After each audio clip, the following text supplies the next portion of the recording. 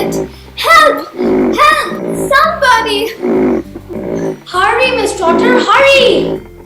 I am tired. Can we sit down and rest for a bit? Rest? When an escaped rhinoceros is trying to eat us up? But I am tired. Don't be ridiculous! It's gaining on us! Hurry! I don't think we're going to make it, Mr. Trotter. No, neither do I. But we have to hurry! Hurry! Wait! What a beginning to a story. Can you believe that? Well, I'm sorry we have to start the story with such a terrible event as mother and father being swallowed up by an escaped rhinoceros.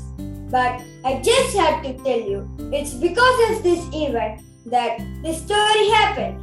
You see, life was really great for our hero, James Henry Trotter, until this happened to his parents.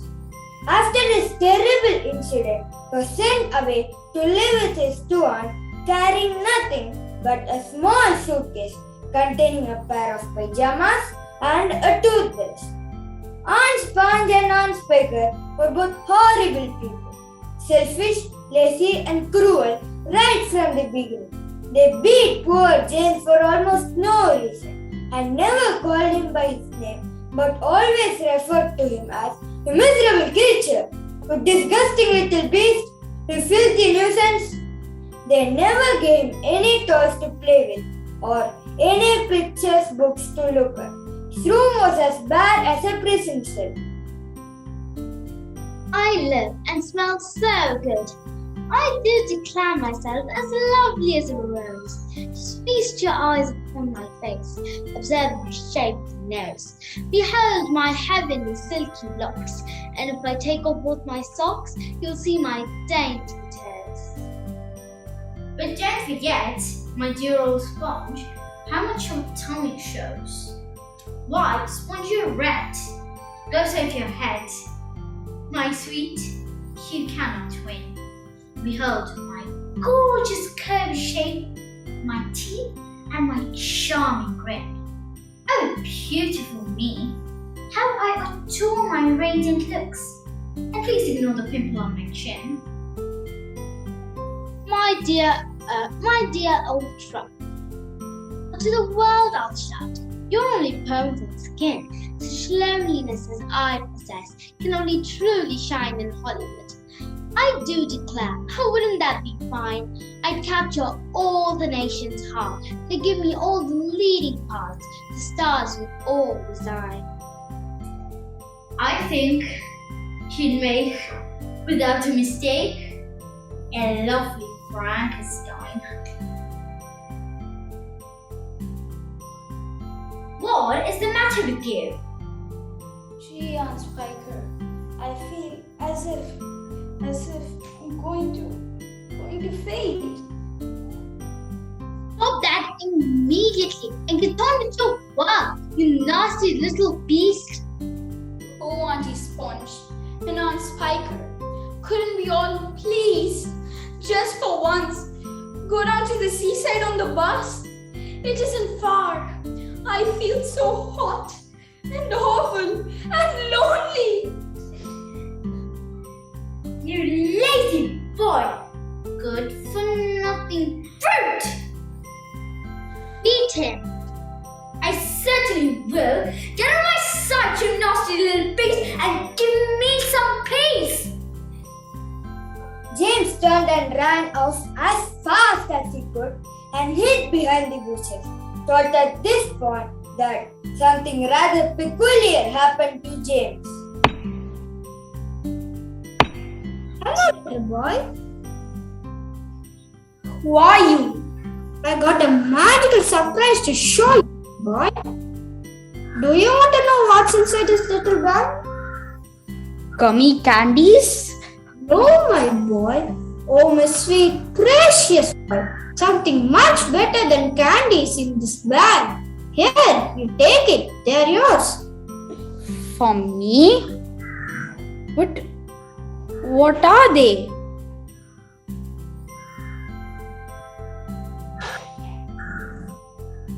Why are there tiny green stones and crystals, each one the size of a grain of rice?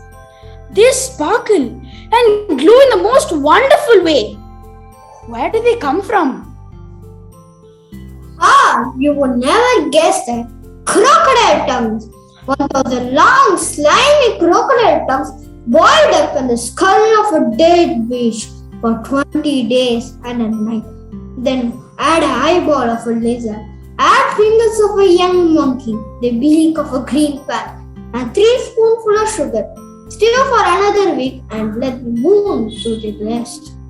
And now all you got to do is to take a large jug of water, pour all the little greens in it, then very slowly, one by one, add 10 hairs on your own head. That's it, Tama. In a couple of minutes, the water will begin to froth and bubble. That's when you must quickly drink it down, all of it, the whole jar. I have to drink them? Yes, then marvelous things will start happening to you. Fantastic things? Unbelievable things. Truly fabulous things? Because you're miserable, aren't you? You need not tell me. I know all about it. Now off you go and do exactly as I say. And don't whisper a word of this to those 2 horrible ants of yours. Thank you so much. A word of warning, James. Don't let those green things in there get away from you. If they do escape, then they'll be working in their magic about somebody else instead of you. And that isn't the one you want at all, isn't it, my dear? No, not at all, sir. Whomever they meet first, be it a bug, insect, animal, or a tree, that will be the one who gets a full power of their magic. So hold it back tight, James. Don't tear the paper. Now off you go. Hurry up, James. James was terribly excited and ran toward the house as fast as he could to find the perfect jar to mix the concoction. But he slipped and fell down, letting loose the precious paper bag. Oh no, what am I going to do? Well, I suppose I'll just try to pick them. Wait a minute. Why are they burrowing into the ground? I can't seem to get them. They're gone. But where have they gone? Get up once, you nasty little beast. Get back over there immediately and finish chopping up those logs. Why don't we just lower the boy down a well in a bucket and leave him there for the night? That ought to teach him not to laze around like this the whole day long. That's a very good idea, Sponge. But let's make him finish chopping up those logs first. Sponge, come here at once and look at this. What? A page, right up there on the highest branch. Can't you see it? You're teasing me, Spiker. You're making my mouth water on purpose when there's nothing to put into it. Why, that tree has never even had a blossom on it, let alone a peep. There's one on it now, Sponge. You look for yourself. Very funny. Good gracious me! There really is a peach up there.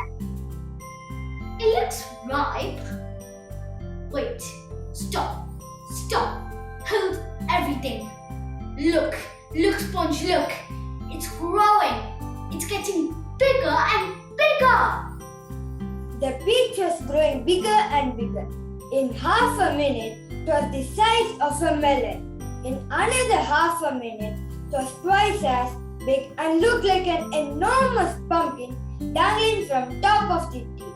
The branch simply bent over as the peach got heavier and heavier and still went on growing. In another half a minute, the mammoth fruit was as large and as round as Aunt Spawn herself. Hallelujah! What a peach! Terrifico, magnifico, splendifico, and what a meal! It's ripe. It's just perfect. Now see here, Spiker. Why don't we go and get us both a shovel and dig up a great big hunk of it for you and me to eat? No, not yet. but I can't wait to eat some. My dear Sponge, there's a pile of money to be made out of this, if only we can handle it right. You wait and see. Aunt Spiker and Aunt Sponge start collecting money from many curious onlookers. They put a fence around the beach area to keep people out. Roll up, and leave 10 cents to see the giant peach. Half price for children under 2 weeks old. Don't push, you're all going to get in. Hey, you! Come back, over there! You haven't paid! Aren't you glad we put bars in James's window? The little brat will only get in our way if we let him wander about. Can you believe that he's complained that he was lonely just because he hasn't met any kids for years and years? What a nerve! Here we are, just about to become millionaires, and the only thing we can think about is themselves. Gee, everybody's gone home. Maybe we should close up for the night, Spiker. Maybe you're right, Sponge. We'll get the brat to clean up the mess out here. He probably wants something to eat as he hasn't had anything the whole day. Well, he'd better not ask. We're too busy. We have to count our money. Suppose I have to call the worm to make sure he's into sleep. Creep! Brat! Wake up, twirl! I have something for you to do immediately! Clean up all the banana skins, orange peels, and bits of paper the crowd is left behind. It should take you all night. Yes, Auntie Sponge. Gee, it's really dark out here tonight. I don't even hear a sound. It's strangely quiet. Am I hungry? I suppose I should be more considerate of my aunts. Though Aunt Spiker says that all I do is think of myself. Maybe she's right. Gee, it's kind of spooky. James gets very scared, hardly daring to breathe. He stood directly beneath the tree and staring up at its great bulging sides. He put out a hand and touched it with one tip of a finger.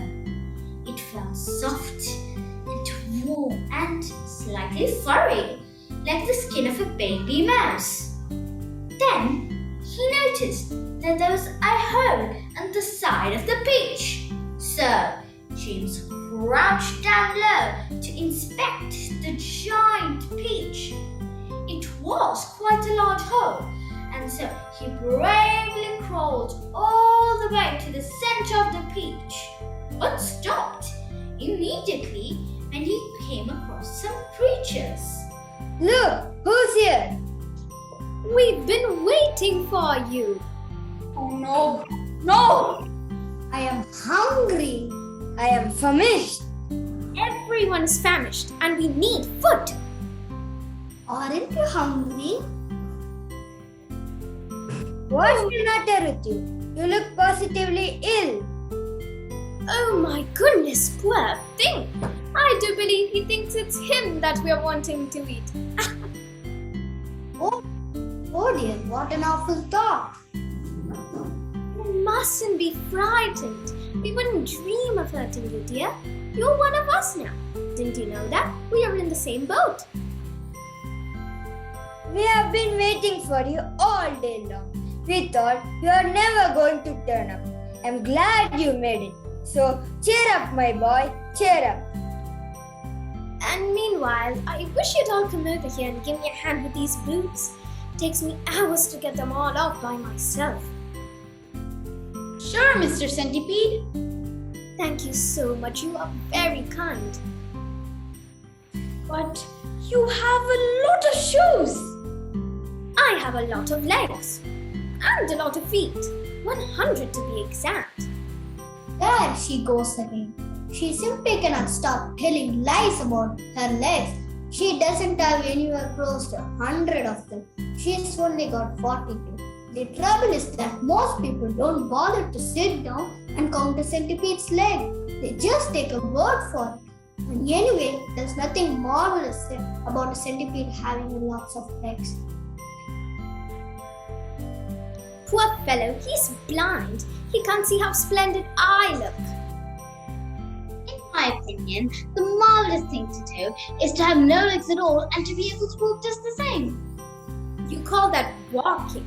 You're a slitherer. That's all you are. You slither along. I glide. You are a slimy beast. I am not a slimy beast. I am a useful and much loved creature. Ask any gardener if you want. I am a pest. I'm the only pest in this room. Unless you count the old green grasshopper, but he's on past now. He's too old to be a pest anymore. Young fellow, have never been a pest in my life. I am a musician. Your name is James, isn't it? Yes. Well, James, have you ever in your life seen such a marvelous, colossal centipede as me? I certainly haven't. How on earth did you get to be like that? Very peculiar. I was messing about in the garden under the old peach tree, and suddenly a funny little green thing came wriggling past my nose. Bright green it was, and extraordinarily beautiful. It looked like some kind of tiny stone or crystal. Yes, it happened to me too. Suddenly, there was little green everywhere. The soil was full of them. I actually swallowed one. So did I. Here we go. Hold on tight. What's happening? What's going on? In case you don't know it, we are about to depart forever from the top of this ghastly hill that we've all been living on for so long. We are about to roll away inside this great, big, beautiful peach to a land to a land Of what? something better than here. Nothing could be worse than this lonely hill and those two repulsive aunts of yours. Here we go. The journey begins. They were all happily taking off, slowly and gently. The great peach started to lean forward and steal into motion. The whole room began to tilt over and all the furniture went sliding across the floor and crashed against the far wall. So all of them who had just come slithering quickly down the wall. Outside in the garden, at the very moment, Aunt Sponge and Aunt Specker had just taken their places at the front gate. I wonder what had become of that horrid little boy of ours. He didn't come last night, did he? He probably fell down in the dark and broke his leg. Or neck, maybe. Just wait until I get my hands on him. He'll never want to stay up all night by the time I finish with him. Gracious me! What's that awful noise? Just then, when both women turned around to look, the giant peach, of course, was dropping from the tree and rolling across the garden, gathering speed as it went. The two aunts gasped and screamed as they started to run, but crashed into each other. They began pushing and jostling each other and trying to save themselves. They both lay on the ground, fighting, clawing, yelling, and struggling frantically to get up again. But before they could do this, the mighty peach was upon them. Through the village, the peach rolled and rushed across the countryside, crossed 20 fields, and went on, leaving a trail of destruction on its way. Cowsheds, stables, pigsties, barns, bowlaps, hayricks, anything that got in its way went toppling over like ninepins. was only one place to stop it. The ocean! Until smack! It hit the water with a colossal splash and sank like a stone.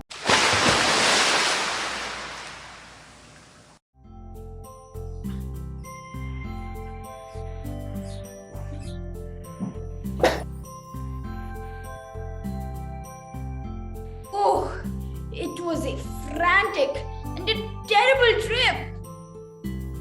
Yes.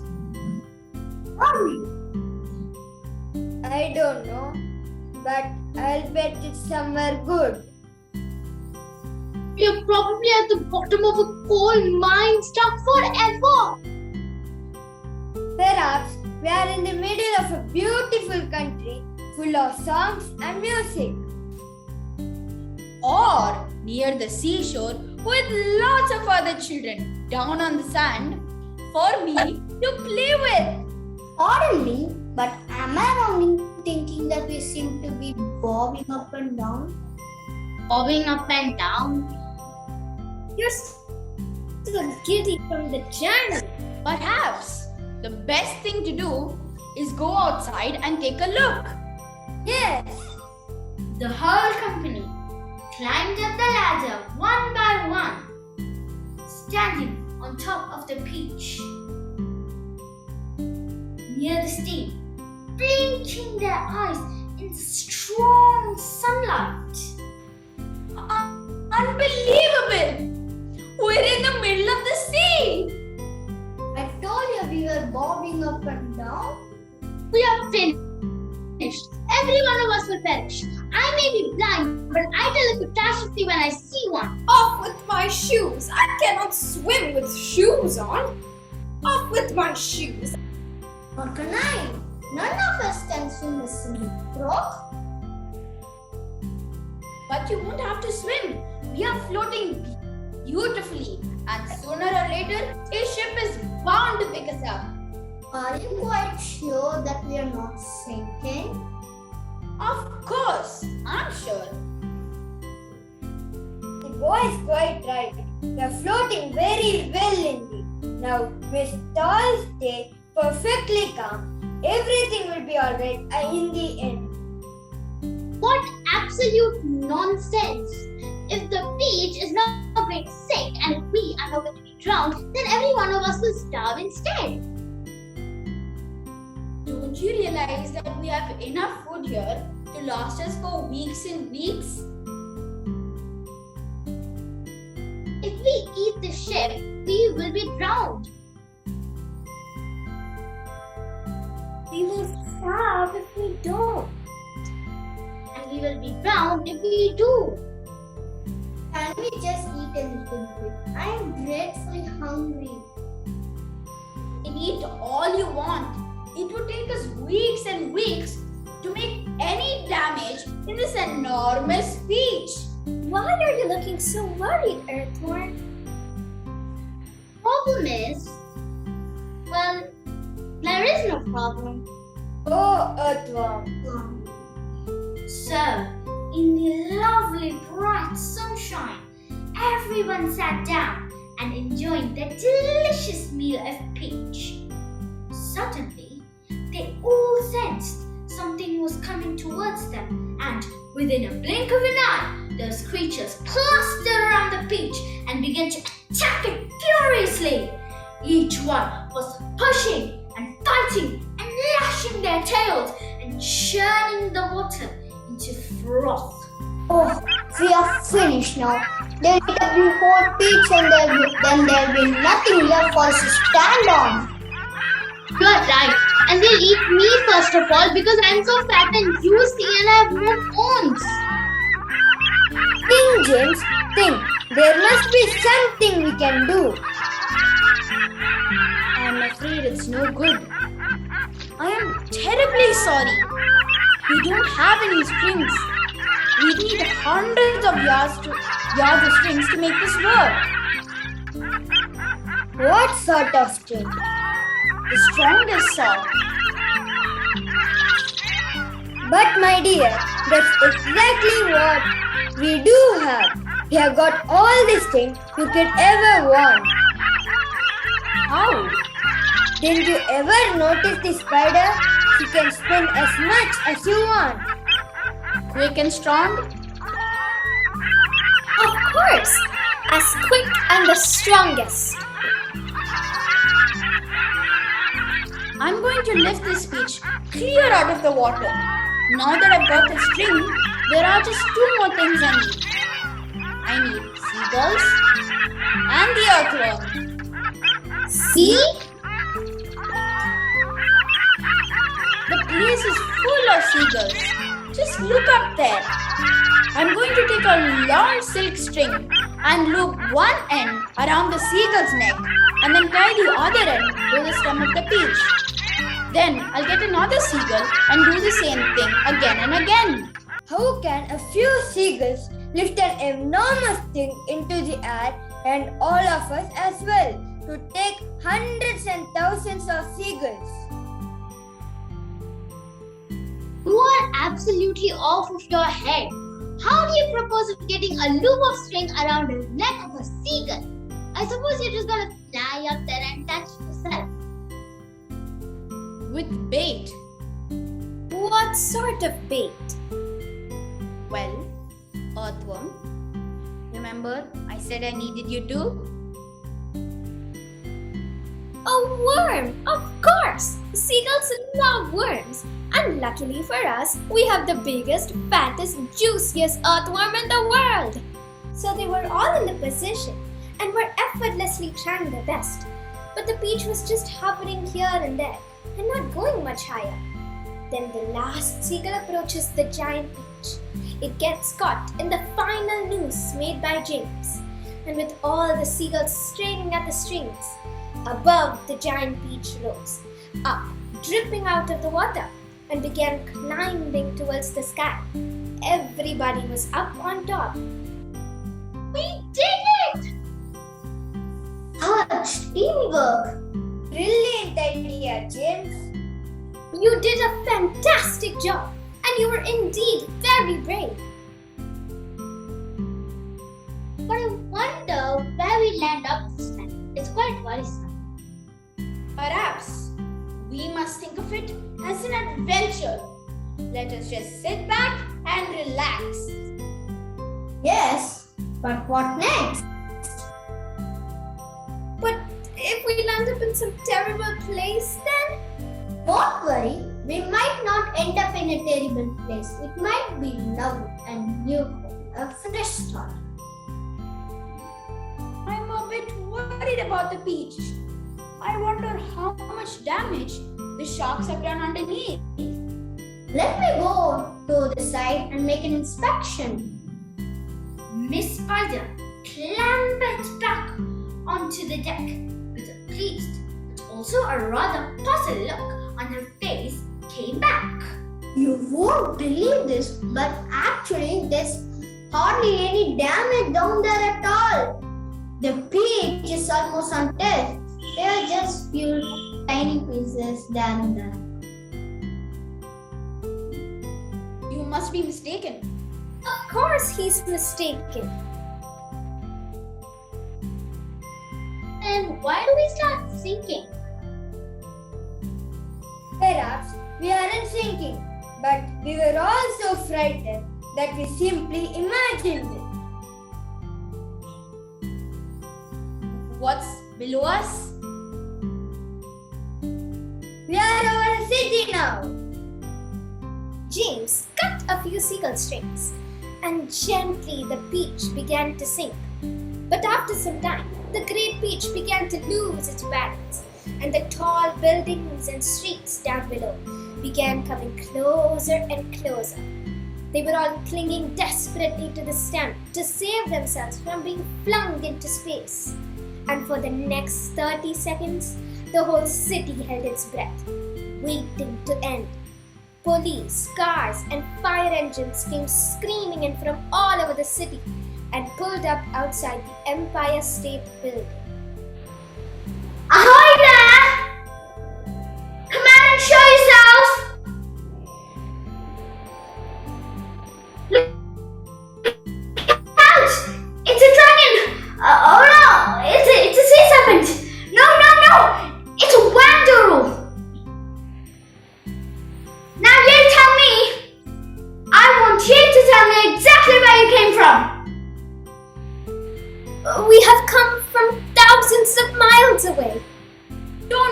frightened of us. Please, we are so glad to be here. What about the others beside you? Are they dangerous? Of course they're not dangerous. They're the nicest creatures in the world. I'm sure you will believe me. They were all safely down, and James was excitedly telling a story to a group of flabbergasted officials. And thus the journey ended, but the travelers lived on. Every one of them became rich and successful in the new country. Well, yes. Centipede was made the vice president of a high-class shoe company. Archon became a face cream model because of his lovely smooth skin. Mr. Spider opened up his own factory of making silk stockings, and Grasshopper became a member of the New York Symphony Orchestra, where his playing was greatly admired. And as for James, he didn't leave the magnificent beach.